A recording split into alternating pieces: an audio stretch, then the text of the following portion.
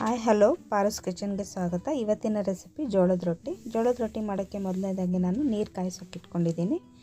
ಪಕ್ಕದಲ್ಲಿ ಜೋಳದ ಹಿಟ್ಟನ್ನು ಚೆನ್ನಾಗಿ ಜರಡಿ ಮಾಡಿಬಿಟ್ಟು ಈ ಥರ ಸೆಂಟ್ರಲ್ಲಿ ಬಿಸಿ ನೀರನ್ನ, ಕಾಯಿಸಿರೋ ನೀರನ್ನ ಇದಕ್ಕೆ ಹಾಕ್ಕೋಬೇಕು. ಈ ಥರ ನೀರು ಹಾಕ್ಕೊಂಡು ಸ್ವಲ್ಪ ಸ್ವಲ್ಪನೇ ಈ ಥರ ಕಲಿಸ್ತಾ ಹೋಗಬೇಕು.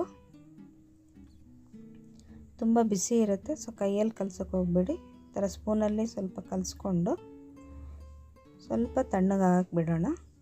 ತಣ್ಣಗಾದಮೇಲೆ ಸ್ವಲ್ಪ ತಣ್ಣೀರನ್ನ ಬೆರೆಸ್ತಾ ಈ ಥರ ಚೆನ್ನಾಗಿ ನಾದ್ಕೋಬೇಕು ಹಿಟ್ಟನ್ನ. ನೋಡಿ, ಈ ಥರ ಒಂದು ಸ್ವಲ್ಪ ಗಂಟು ಇಲ್ದಂಗೆ ಚೆನ್ನಾಗಿ ಹಿಟ್ಟನ್ನು ನಾದ್ಕೋಬೇಕು. ಸ್ವಲ್ಪನೇ ತಣ್ಣೀರು ಹಾಕ್ಕೊಂಬಿಟ್ಟು ಈ ಥರ ಚೆನ್ನಾಗಿ ನಾದ್ಕೋಬೇಕು.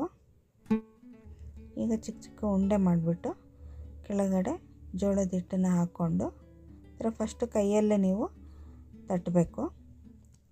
ಸ್ವಲ್ಪ ರೌಂಡ್ ಶೇಪ್ ಬಂದಮೇಲೆ ನೀವು ಲಟ್ಟಣಿಗೆಯಲ್ಲಿ ಈ ಥರ ಎಷ್ಟು ತೆಳು ಬೇಕಾದರೂ ಕೂಡ ಲಟ್ಟಿಸ್ಕೋಬೋದು. ಕೆಳಗಡೆ ಹಿಟ್ಟು ಹಾಕೋದನ್ನು ಮರಿಬೇಡಿ.